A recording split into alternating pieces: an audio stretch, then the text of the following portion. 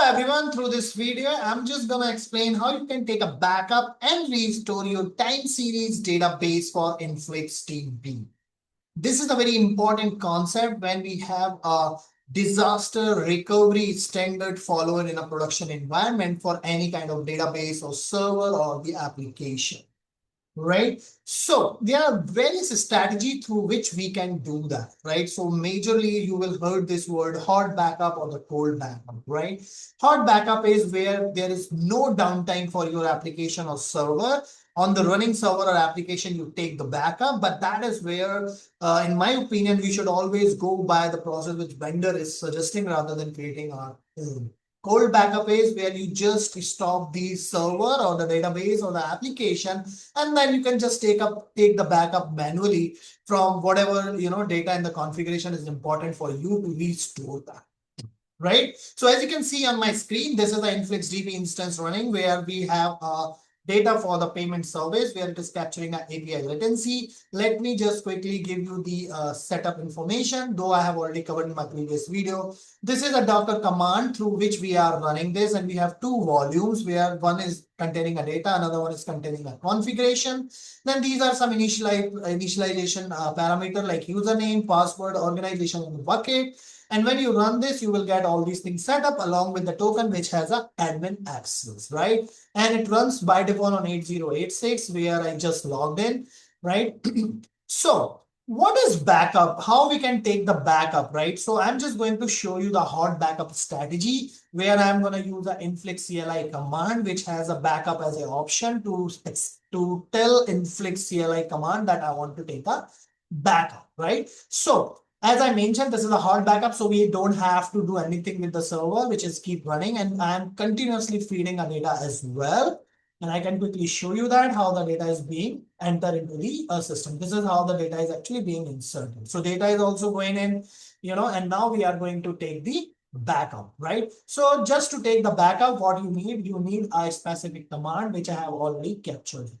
This is what the command is, right? So what we need to get inside the container where Influx is already installed when we have just InfluxDB set up with the Docker command.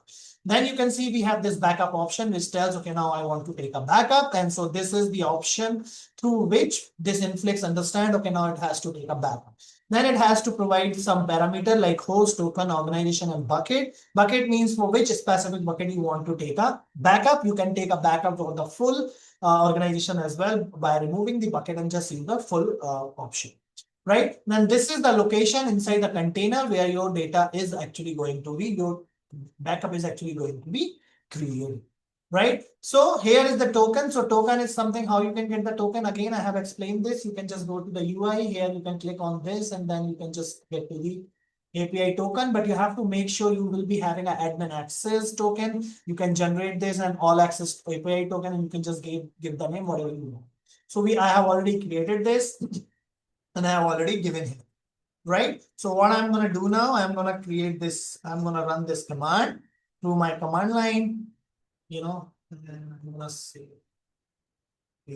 backup. Okay, so what it does is it's actually just create this backup file inside the container temp folder. So once this backup is ready, created, then we have to take a copy of this backup to our local. And that is where I'm going to use a Docker CP command, right? But before that, we can quickly verify whether this has been created or not. Okay, so it is created. We can see here this file is created, right? This directory. So we need to just take this in our local. So this is the command. So Docker CP, then the container name followed by the path inside the container. So this is our container name InfluxDB underscore tutorial, which is highlighted. And this is the location or the directory where we have a backup. And this is our host machine location, which is InfluxDB setup backup. We can quickly check. We have nothing here, right? So let's quickly run this command.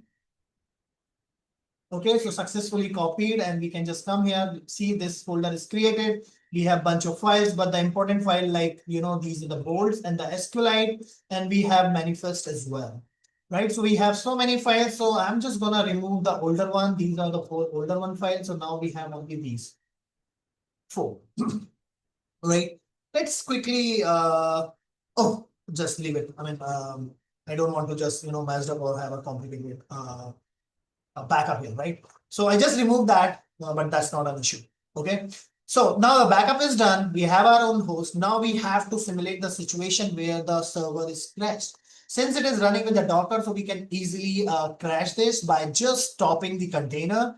You can use a Docker command and you can directly go to the, the Docker desktop application and you can directly kill from there as well. So stop it, and then I'm going to remove this container completely so that we could not restart. So it means we have completely removed, the container, and now we are removing our volume so that we cannot restore and reclaim the data which we have, right? So everything is cleaned up, which is actually just simulating the situation like where the server is completely crashed and we cannot restore anything. You can see here there is no container running in InfluxDB tutorial. Even with the same with here in our volume, we don't have those volumes, right? Now, what's the next, right? Now the server is crashed. We have a backup. So what we're going to do is we're going to create a new server by using the same command. Okay. Same Docker command. Okay. Here is the same Docker command. Just coming here. Again, running this. Let's come back to the Docker here. Let's see. Everything looks good. Okay. So this is green now. Okay. So everything is okay. Okay, so now what means? So we have a backup, we have a new server. Now we have to restore from the backup what we have, right? So now we have to go completely opposite. We created a backup, copied to our local machine, right? Now what we have, the backup which we have copied, we have to take that back to the container, right? So it means that whatever the backup we have taken, we have to just copy that back to the container, right? How can we do that? That's pretty easy. We have to just use this command where we are saying Docker copy. And now we have first the local location where the backup is, and then the container name followed by the location inside the container where we want to take the copy of our backup, right? That is done. And we can quickly verify whether this is done or not. Okay, so now we can see this is copied here. So now the magic command comes here where we have to give this restore, right? So the command is pretty much same. Instead of backup, we are using a restore host token, but token is something now, this is a new setup. So we have to take the token, right? So now we have to relog in it because this is a new server. So what we need a user ID and the password. How can we get that? This is the user ID. Okay, and then this is our password. Just copy here, sign in. We got this password, and we can just quickly clone it. Okay, this is okay. Token. We can quickly clone it. We can copy this. Okay, and then we can come here. We can just remove this token because this is the older one. We can replace this token with a new one. And we can just run this command, which is pretty same what we have for the backup. You can see we have host token, organization in the back in the bucket. Bucket is our in case system services, and you can use whatever this bucket you want to take you want to restore. And even you can just do the full restoration as well, right? So now this is restored. Okay, so what we can do, we can just come back here, the rows, and we can see now the system service bucket is here. We have an API latency, volume, process, payment, and we can just click. Now we can see the data, but here you can see the break because there is no data being fed. Why? Because the moment we crash our system, the application is not able to make the connection to the server, right? So what we can do, we can just quickly fix that issue because if you just go back to my service log, here you can see it's just failing, right? Because the authorization exists, right? So what I need to do to fix this, I have to change this here one, and I have to change the environment file as well to just point to the token, and save it. And if I just run this command one more time, and then we will start seeing the data back into the system. right? So now I want to cover a few theoretical aspects. As I mentioned that there are two strategy, hot backup and the cold backup. Hot backup is something where the database system is not required to bring in a down state. It can remain online and active, and the data can be directly fed to that. And that's the reason I'm saying that we have to use the vendor provided utility in the process to take the backup, because they know how the data is actually being stored, and accordingly they will just create the backup with taking a proper snapshotting and all those kind of stuff, right? So the advantage of there is no downtime. More, it's very complicated, but you don't have to worry about that because InfluxDB is providing an Influx backup command through which you can easily do that. There could a little bit of performance, degradation, because you are taking a backup depending upon what kind of data you have, whether you are taking a specific bucket data, or you are just taking a backup for the entire database, right? So when to use it, it's completely depend if the downtime is not acceptable, right? So for less critical system and the data changes frequently, so you can just read through all those strategies, some theoretical thing which you want. Same with the cold backup as well. So these are very logical thing and brainstorming topic which you can discuss with your team. But this is really important, like when to use hot and cold and when to use both, right? So it's completely depend how you define your strategy. Recovery time objective, right? So this is really important to understand what is RPO, recovery point object, right? Until what data point you want to restore the data, how much loss you can accommodate, right? Availability requirement, whether you want that system to be online always or not. So hot backup and cold backup is depending on that. Maintenance window, complexity, and the reliability, right? So you understand all these things. I'm just highlighting all these points so that you can just go and read through all these concepts and understand by those.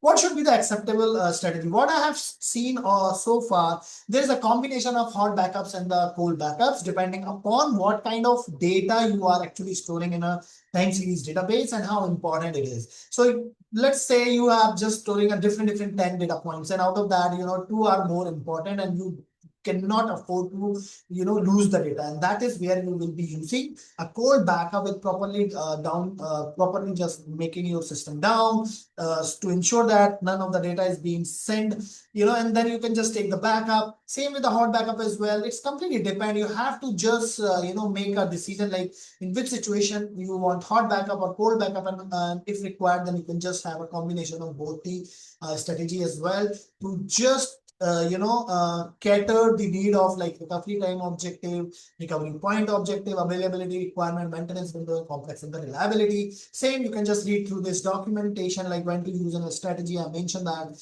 right? If you want, I can share this document as well. So I think that's pretty much it, which I want to cover in this video. If you have any feedback suggestion, please feel free to put that in the comment section.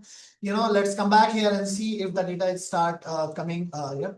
Now we can see this is the window where, there was no data because, our application could not make connection to the server, but once it's come back, it is able to just get the data again. So we can just see the restoring is happening correctly with preserving the older historical data which we restored from the backup, right? So that's pretty much it which I want to cover in this video. So as always, if you really like this video, give a thumbs up. If you haven't subscribed for my channel, please subscribe for my channel as well. And as always, thanks for watching this, and stay healthy and keep learning new things and be curious.